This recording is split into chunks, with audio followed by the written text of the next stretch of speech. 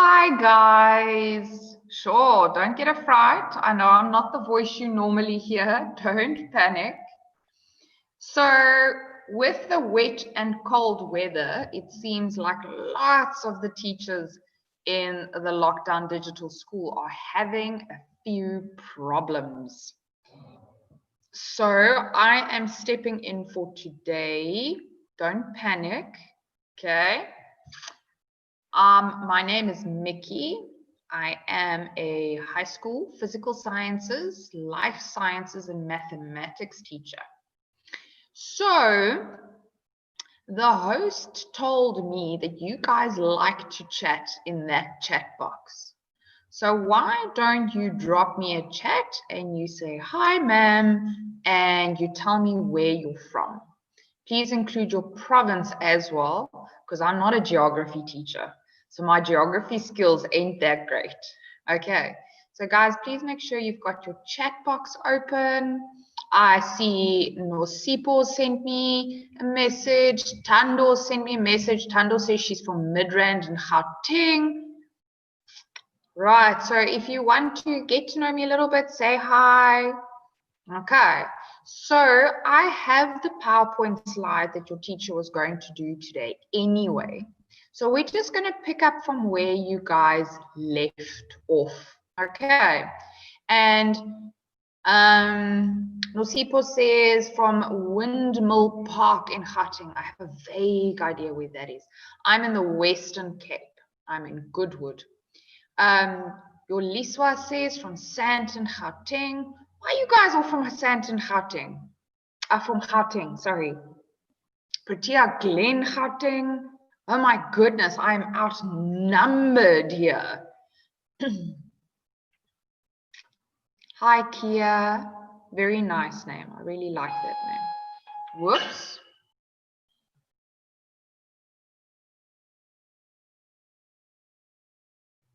Right.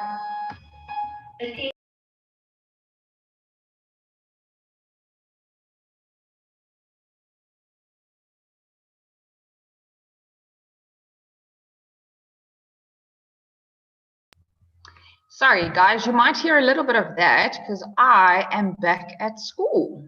All right. Kia says she's from Pretoria. Charlton says, hi, I'm Rowan. I'm from Florida. Florida is also in Gauteng, if I remember correctly. Oh, Rotendo and Bridget from Kempton Park. Guys, you like outnumber me like, I don't know, 20 to 1? Sure, that's very impressive. Okay. So now that we've gotten to know each other a little bit, let's start. We have Kiki from Durban. Nosipo, very, very simple. I am a physical sciences teacher. I teach in Goodwood in the Western Cape. I see Tariq is from Cape Town. Thank you, dude. No, I don't feel quite that alone. And I've been teaching for about 10 years. And I teach the grade 10s in lockdown. I did start out teaching the grade 12s. Okay, guys, enough chatting. Let's get back to the work because ultimately that is where we are. That is why we are here, so that we can learn. Hello, Amal from Pretoria. Welcome. Okay, right, guys. So you guys have been busy with electricity. Okay. And today we're going to look a little bit at the practical implications of electricity. Okay, so today we are going to focus on how we see electricity in our lives every single day. All right, so let's see how we start off. So, today we're going to learn all about illegal connections, about electricity generation, about power stations, and about alternative sources for electricity. All right. So, get everything to move. Apparently, you had a little bit of homework. Right. Onka, I see you raised your hand. Onka, I want you to type in the chat box for me. Guys, I see your raised hands. I see them. But you need to type in the chat box for me. Morning, ma'am. Where's sir? Oh, don't panic. Okay. So guys, sir has not left you. Don't panic. All that's happening today is because of the really cold weather and all the rain. Lots of people in the program, lots of teachers are struggling with load shedding. Okay, and so he's struggling with load shedding today, and he asked me, please, please, please, please, please, could I take you guys for today? He will be back tomorrow, so you don't have to panic. He hasn't left you. I am very well aware of what a brilliant teacher he is and how much he cares about you guys. Okay. So please don't panic. All right. So Amara sent me a whole bunch of stuff. She says a fuse is a safety device that prevents too much electrical current from entering a house. That is correct. Earth leakage is a safety device used in electrical installations that's got high earth impedance. Oh, that's a big word, to prevent shock. And for circuit breakers, she said it's an automatic device for stopping the flow of current in an electrical circuit. It is a safety measure. Does anyone else have other answers? Oh, Nasipo said the function of a fuse is to prevent the overcurrent. It provides overcurrent protection. That is a very, very good answer. Does anyone else have any interesting things to add to these three words, these three topics, these three terms? Everybody okay? All right, let's have a look. So the function of each of these, okay, we have a fuse provides overcurrent protection. Anyone want to hazard a guess? What is the function of an earth leakage and the function of a circuit breaker? Whoops. I'm going to do that a lot of times today, guys. I don't have my mouse at school. I don't have my second screen either. Okay, so Raha did give us for C, said it's a device for stopping the flow of current, a circuit breaker. It does exactly that. Good job. It breaks the circuit.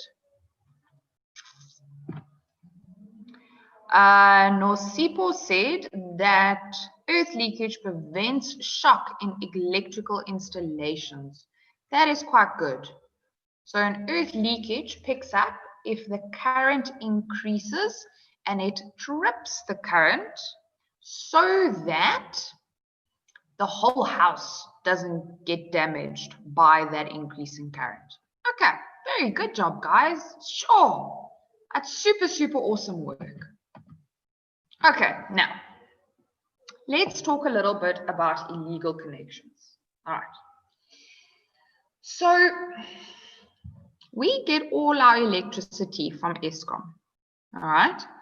And depending on where you live, in each of our houses, each of our homes, there will be a circuit board, a main circuit board, and it's got lots of these little switches that you can switch on and off the main lights and the plugs and the geyser, and oh, there's so many things. Okay, now each house is connected to the national grid, and you often have, like, on every block, you'll have this big box. Ours is green. I've seen some gray ones too. And these are outside, and all the houses in a specific block is linked to that box. Okay.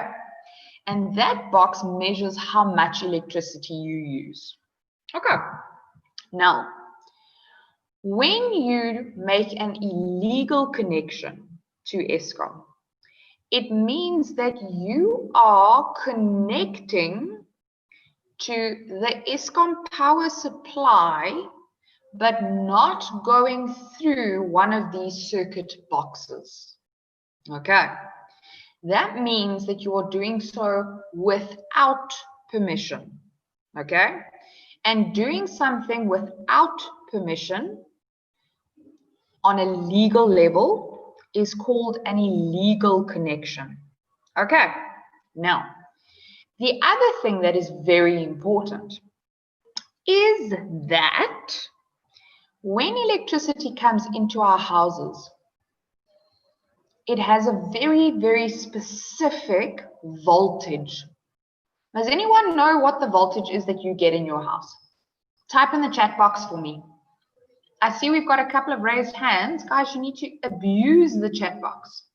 Okay, Nosipo says, no, I don't know what the current is. Does anyone know what the current is? IDK, Zainab went for it, 220 volts. Very, very good. Okay. All right, no worries. Okay, so in South Africa, every single house receives 220 volts of energy from Eskom. Okay. Now this is very important because all the applications, your kettle, your geyser, the lights, computers, all of that is made to run at their best at 220 volts. Okay. There are other countries that have different volts. Okay. Most countries use between 220 and 240 volts. Okay. So when you have an illegal connection, there is no way for you to know exactly how much energy the electricity has that's coming into your house. Okay. Because if you plug it in somewhere where it hasn't been stepped down, then there's a high likelihood that you're getting much more than 220 volts. Okay. And that is very, very dangerous. Okay. That is why we put so much emphasis on the fact that illegal connections can be very dangerous. And it's also because the wires could not be connected properly, but it also means that you don't know how much energy is in the electricity that is coming into your house. So it can damage all your appliances too. Okay. Now this is what I was talking about. The voltage in power lines, the energy in power lines is much higher than what we need. Okay. The other problem is that on long-term power lines, there is no insulation on the wires.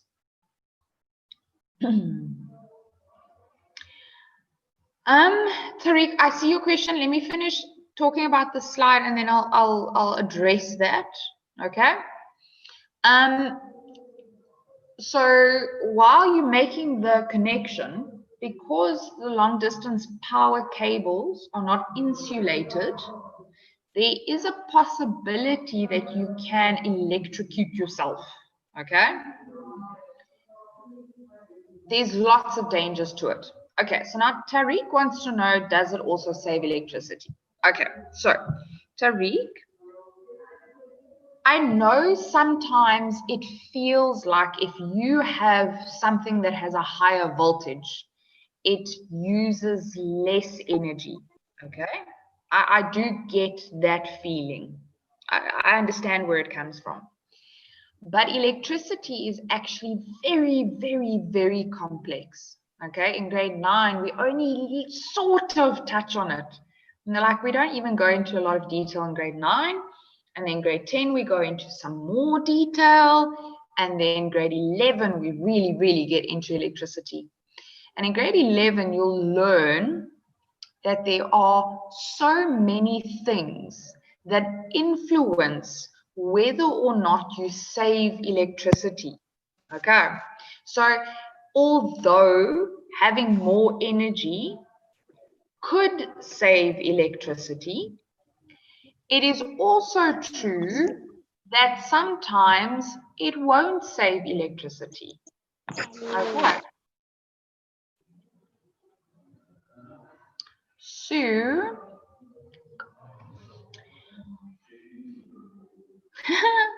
Unka, sure, that's a big question. Okay, let's think about it. You guys have done tons of electricity already. You guys have spoken about voltage, and you've spoken about current, and you've spoken about resistance. Hey, those are the three things you guys have done. So, voltage tells me how much energy, okay? It's a little bit like eating a chocolate and checking how much kilojoules is in your chocolate, okay? So voltage tells us how much energy, okay? Current tells us how fast, all right? It tells us how many electrons flow past a point in a second, okay? Now, it makes logical sense that if something has more energy, it's going to flow faster. Hey, I mean, that's quite logical. It's not like a weird concept. But if we think about resistance, resistance means I make it harder for the electrons to flow. Okay? So the more resistance you have, the slower your electrons are going to flow. And the energy that the electrons have is different to the energy that they can give to something else. Like, for example, a light bulb. When you click a light bulb into an electrical circuit, the electrical circuit, the electrons that are flowing, gives that light bulb energy. And it's the energy given to the light bulb by the electrical circuit that makes the light bulb glow and become hot. Okay. So now we have to think about why would we have an energy saving light bulb and a light bulb that uses more energy, but they give us the same amount of energy. And when I click them into my house, both of them get 220 volts. You see how complicated it gets. It's got to do with the resistance. What's the difference between what? The energy saving and the normal one. Okay, so an energy saving light bulb converts less energy to heat. Okay, it somehow they've engineered them that they don't get so hot. Okay, I'm not quite sure how they did that. My science is not quite strong enough to understand those concepts. And so, you know, you buy electricity in kilowatt hours. Okay, I don't know if you know, but you buy electricity in kilowatt hours. Okay. And the energy saving light bulbs use less kilowatt hours than a normal light bulb does. And that's why it costs you less. Zainab, yes, like a LED, like a power saving light bulb. Yep, all of those. LED means light emitting diode, but yes, LED lights do save power. Okay, guys, does that help a little bit? Or have I made you very confused? Tariq, your ja sounds very Afrikaans. I like it. I like it. I like it. Okay. Because they don't get hot. They don't lose energy. Good. Yeah, exactly. Good job. Good that you think like that. Okay. All right. So now very important, guys, and this is something we do have to touch on. Illegal connections are considered as energy theft. Okay. You need to remember that to make the electricity costs money. You need people to make the electricity. they need to get salaries.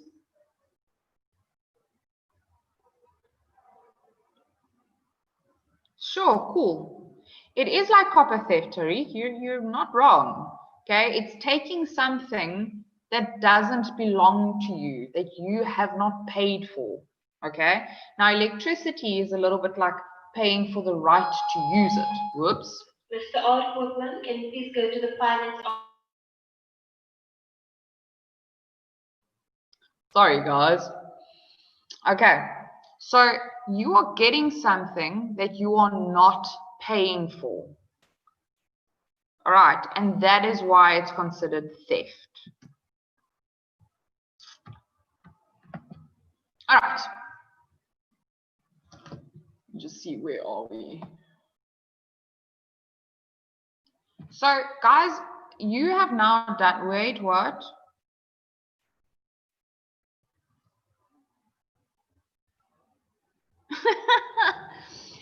Tariq, that's a very contentious point. It depends on whether or not your parents gave you permission to use the Wi-Fi. It's about the permission. Okay. All right. So guys, you guys have now dealt with circuit breakers, fuses, earth leakage. Very important, guys, that you want your appliances all to have a 3-prong plug, and preferably not a 2-prong plug. 3-prong plugs have an earth on them, where 2-prong plugs do not. Okay? And that means that 2-prong plugs are less safe than 3-prong plugs. All right? But most applications that have 2-prong plugs are made in such a way that they have kind of like their own circuit breaker or fuser inside of them. Okay.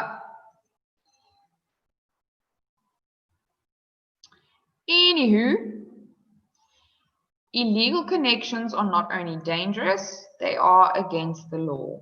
Okay, guys? Tando. Right, now, power stations, Eskom. In South Africa, we have 2 different types of power station. Not Eskom and something else, 2 different types. Does anyone want to guess what those 2 different types are?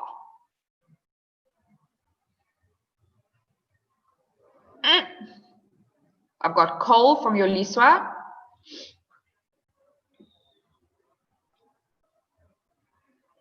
Guys, if you stick with the program, you'll get me next year anyway. I appreciate that. Oh, Armada gave me hydropower. Now, Armada, you are like a couple of steps ahead of us, because hydropower comes in when we talk about alternative energy. Okay. There we go, Cleo.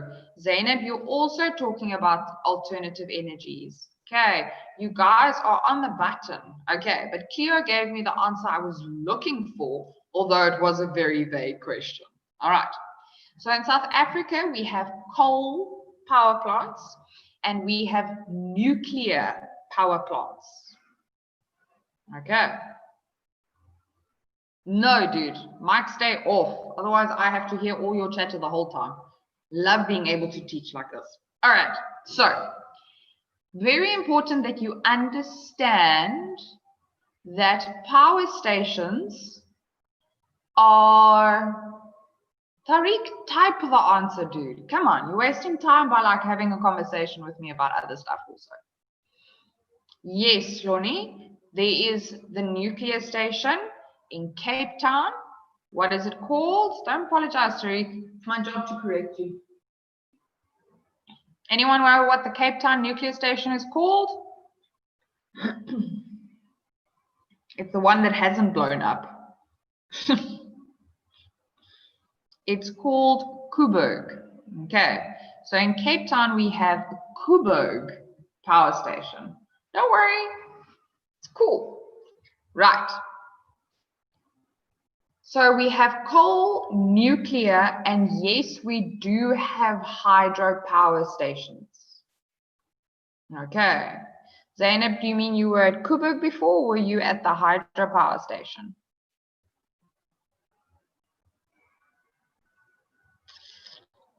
Coburg, that's really, really cool. It is next to the coast.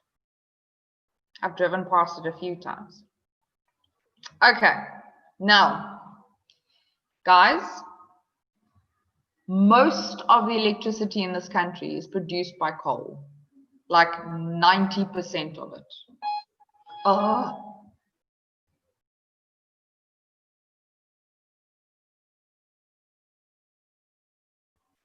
Sorry, guys, that's going to happen a few times. Miss Leonie,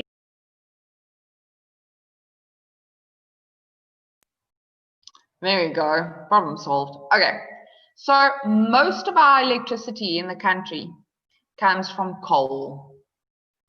Now, guys, more than 90 million tons of coal. 90 million. So that's got 6 zeros. And 1 ton is 1,000 kilograms. So it's 90 billion kilograms of coal every single year. And you need to realize that every single one of those 90 million tons of coal produces carbon dioxide. Okay. So renewable energy versus non-renewable energy is what Tariq's talking about. Okay. So it's a very gray area, the difference between renewable energy and non-renewable energy. Okay. But we need to realize that we are eventually going to run out of coal. It is going to happen. Coal is produced over millions of years. So for example, if a tree dies in the forest and it falls to the ground, the carbon inside that tree gets squashed together. Okay? And that becomes a fossil, which is what Unka said. Okay? So coal is essentially a fossil fuel because it is made from fossils. Okay. Now, eventually we are going to run out of all of these fossil fuels. Okay, coal being one of them. And so we need to start thinking about different ways of making energy. Question, what do you guys think is the biggest problem with nuclear energy? So coal is the fact that we're running out of coal and it makes carbon dioxide. What is the problem with nuclear energy? Good answer, Zainab. There are others. Come on. Come on, guys. It's dangerous, yeah. Radiation. Okay, so now, guys, radiation itself is not bad. The problem with radiation is when it has a specific frequency and it causes damage. Okay. Now the problem is the stuff we use for nuclear does that. It causes damage. Okay. Now in order, there we go. That's what I was looking for. In order to stop this radiation from hurting people, we have to take the waste products that get formed when we make nuclear power, and we have to store it. Shawnee, you are exactly correct. There is no way to dispose of it. We have to store it. We have to store it for many, many, many, many, many, many, many years. until all the radiation has kind of like run its course and it's no longer dangerous. Okay. Anyone want to guess how many years many is?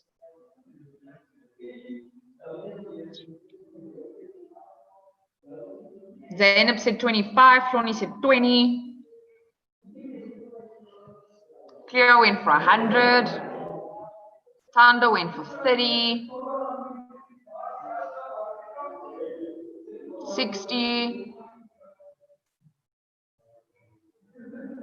James is starting to get closer here. You went a bit way out. Okay. All right, guys. Julissa was also kind of starting to hit the mark here. Again, a little bit far out. So, guys, on average, radioactive waste, there you go, Tanya. On average, radioactive waste needs to be stored for 1,000 years after it has been produced, before it is no longer dangerous. Okay. Now, at the end of the day, where are we going to put all of this? In America, they have the Nevada desert, and so they put all their radioactive waste in the Nevada desert in bunkers. But in South Africa, we don't really have that. You know, every little bit of property that we don't live on is used for farms. So we don't have somewhere safe that we can store. Okay, sure, guys. Sorry, other teachers have been very loud. Denzel, the radioactive stuff doesn't cause acid rain. Acid rain is caused by sulfur dioxide or sulfur monoxide, and then the water in the air that makes it into acid rain. Okay, right. So guys, when I read through the coal power station and how it works, I want you to understand that nuclear power stations work almost exactly the same. Okay? The only difference between a coal power station and a nuclear power station is what we use to heat the water. So in a coal power station, I burn the coal, which causes heat, okay? And then I heat water and turn it into steam. In a nuclear power plant, I don't use coal, but I use the energy from nuclear radiation. Okay, I increase the reactions, so I increase the nuclear radiation. That then gives me the energy that heats the water and turns it into steam. The rest of the program, the rest of the system, the rest of the power plant works exactly the same. Okay, so I try and get my steam up to about 500 degrees Celsius. Guys, oh my goodness, please don't try and turn anything into 500 degrees Celsius. That's like insane.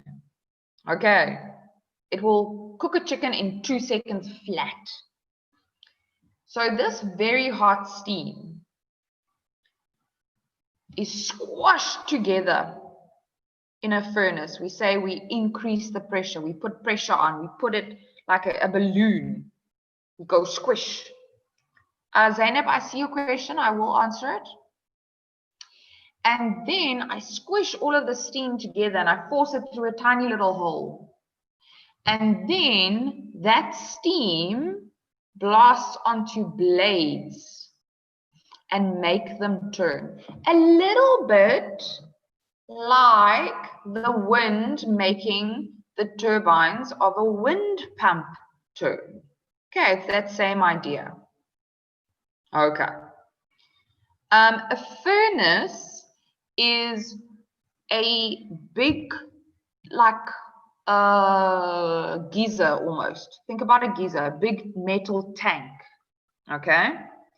And in this big metal tank, it gets very hot.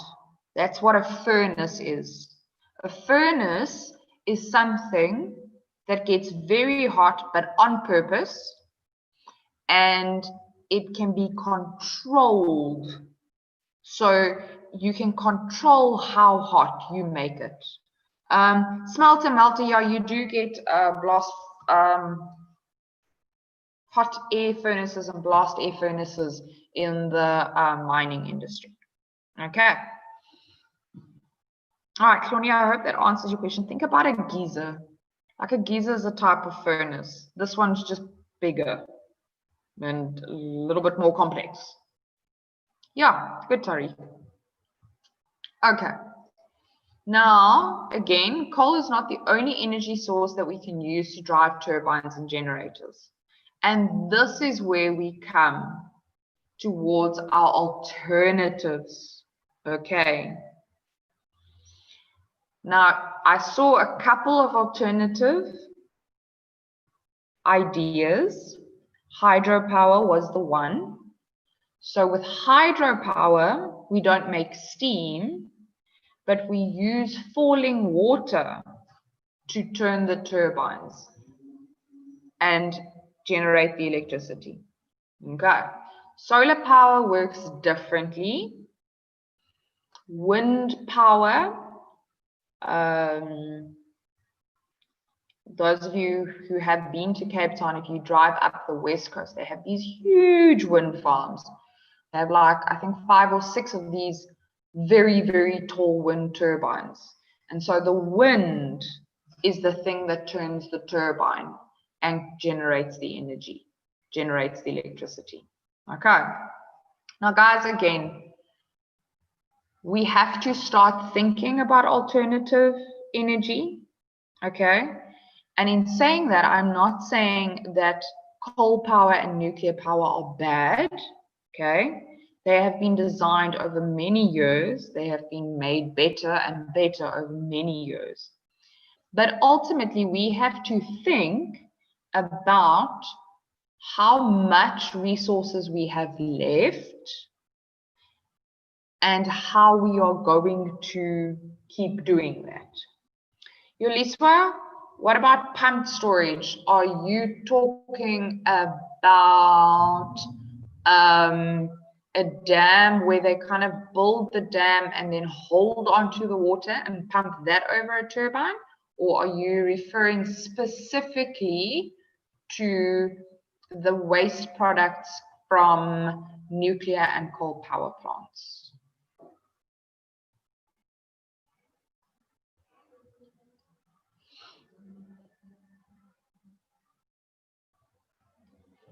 Okay, Yulisa, just type your thinking for me. Okay. Oh, the dam reservoir, yes. So that is also hydroelectric. Okay. Now, again, pros and cons, because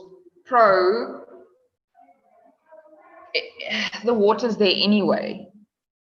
Con, by building a dam, we're changing the nature around that river or wherever we're getting the water to dam up.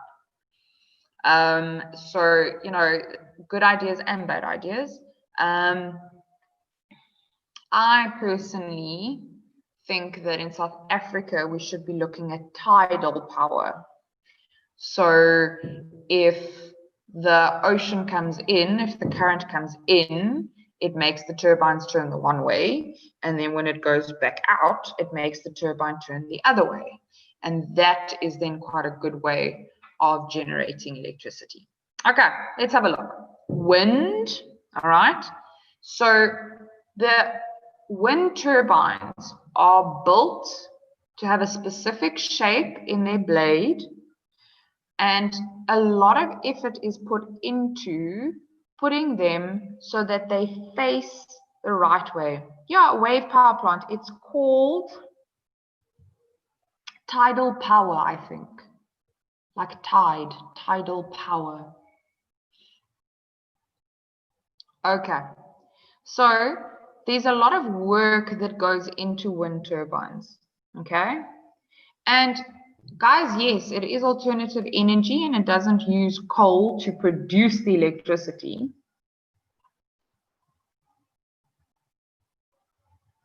I see what you're saying, Zainab. I'll answer that question just now. Don't panic. Okay, so when we've got wind power, just remember that we still have to make these humongous turbines. Okay, that we still have to mine the metals to make the turbines from, that there's still manufacturing processes that go on when we make the turbines. Okay, so even though the making of, or the making of the electricity is seen as renewable, just remember that there's a lot that goes into making the structures that we can get the electricity from. Okay. So we've also got hydroelectric, which is what we were talking about. Okay. So the water is stored in dams and released directly onto the base. The turbine connects to a generator just like with any other power station. All right. Guys, I am going to stop there. Let me see, what's the next one?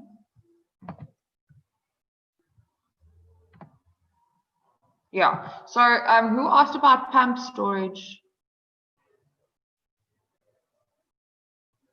So this hydro, oops, sorry, I'll go back. There we go. Okay. Right. Yes, Umka, we do alternative energies quite a lot. The reason for that is you young people need to also start thinking out of the box. And so we want to, Cloney, that one. We want you guys to start thinking out the box because we need engineers and scientists and people who are willing to think far. So I think it was your Liswa that asked the question about Eskom.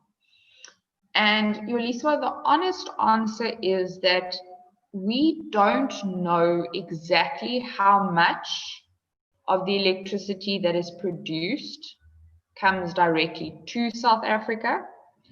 And we don't know exactly how much of the electricity producers goes to which neighboring countries.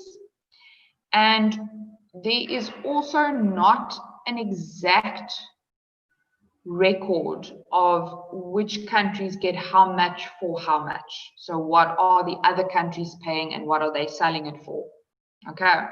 Now the problem is that when you have one big national company that is trying to create extra income by selling its electricity to other countries, it becomes a very big thing. It's a little bit like, you know, when you know you have to go to the tuck shop for like 5 people, and then some of the people that you're going for to the tuck shop for has gotten orders from other people. It's kind of like keeping track of all those orders. So I'm not exactly sure what the numbers are. I'm going to be very honest with you. I do know that we are exporting electricity. Eskom is exporting electricity. They've made no secret about that. And I also know that a lot of the countries who they are exporting electricity to is not paying what they should be paying. How did they decide in the olden days without electricity? Oh my goodness. Guys, when I grew up, there was no cell phones. Could you imagine yourself that? So in the old days, they made fire. When they had lamps, they used paraffin. Okay, we still have paraffin lamps.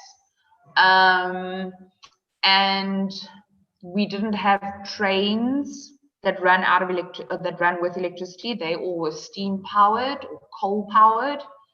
There weren't telephones or internet or television, or so we didn't need we didn't need electricity for that. Okay, it was a very, very different life. There were also no planes. You know, you didn't have cars, so They didn't need petrol. So it's a very different life, and I'm glad I'm living in this life.